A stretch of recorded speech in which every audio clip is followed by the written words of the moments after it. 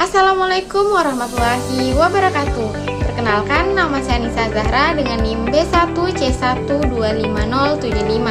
Saya merupakan mahasiswa dari kelas B, Program Studi Akuntansi Fakultas Ekonomi Bisnis Universitas Haluoleo. Video ini saya buat untuk memenuhi tugas pada mata kuliah Wawasan Kemaritiman di bawah bimbingan dosen pengampu Ibu Dr. Elianti Agus Mokodompit, SE MSI. Pada kesempatan ini, saya akan membahas materi mengenai potensi wisata bahari dan konektivitas di Desa Lamontoli, Sombori Kepulauan. Jadi, mari kita masuk ke bagian pembahasan. Desa Lamontoli merupakan desa pesisir yang berada di kawasan Sombori Kepulauan.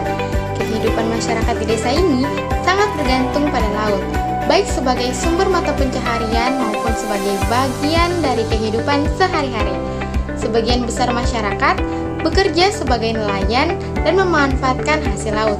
Kondisi ini menunjukkan bahwa Desa Lamontoli memiliki karakteristik sebagai maritime village, yaitu desa yang berkehidupan sosial dan ekonominya berbasis pada sektor kelautan.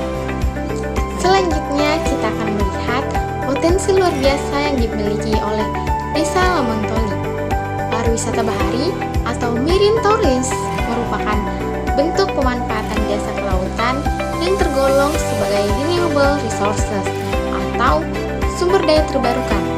Desa Lamontoli yang berada di jantung Kepulauan Sombori memiliki aset wisata kelas dunia, mulai dari gua berlian hingga kualitas air laut yang masih sangat terjaga dan jernih, dengan biodiversitas terumbu karang yang masih terjaga.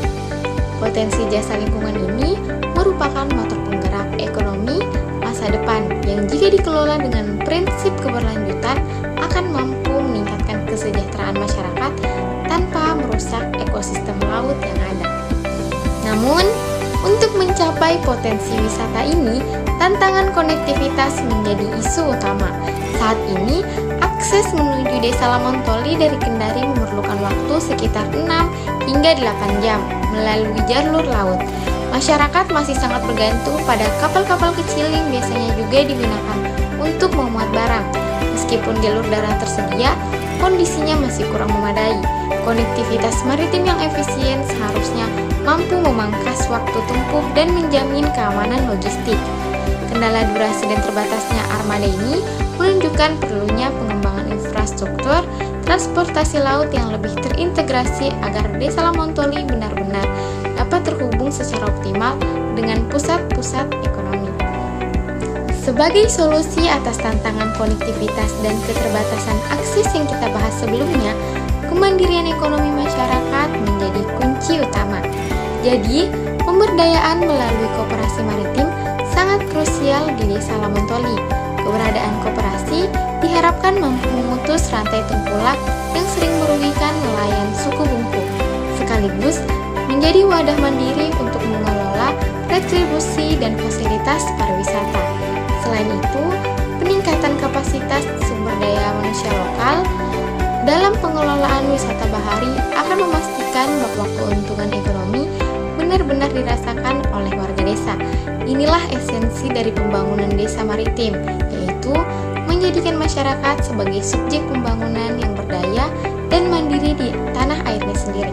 Sebagai kesimpulan, Desa Lamontoli merupakan potret nyata bagaimana sebuah desa pesisir bisa menjadi motor penggerak ekonomi maritim Indonesia dengan menyinergikan potensi wisata bahari yang luar biasa, perbaikan akses konektivitas, serta penguatan kemandirian masyarakat melalui koperasi. Kita tidak hanya memajukan ekonomi lokal suku Bungku, tetapi juga mengambil langkah nyata dalam mendukung visi besar Indonesia sebagai poros maritim dunia. Jadi, mari kita bangun Indonesia dari pinggiran dengan menjaga dan mengelola potensi laut kita secara berkelanjutan. Saya, Anissa Zahra, terima kasih atas perhatiannya. Sebelum menutup videonya, saya akan melampirkan beberapa dokumentasi dari Desa Lamontoli, Sombori Kepulauan, Morowali, Provinsi Sulawesi Tengah. Jadi, mari kita lihat.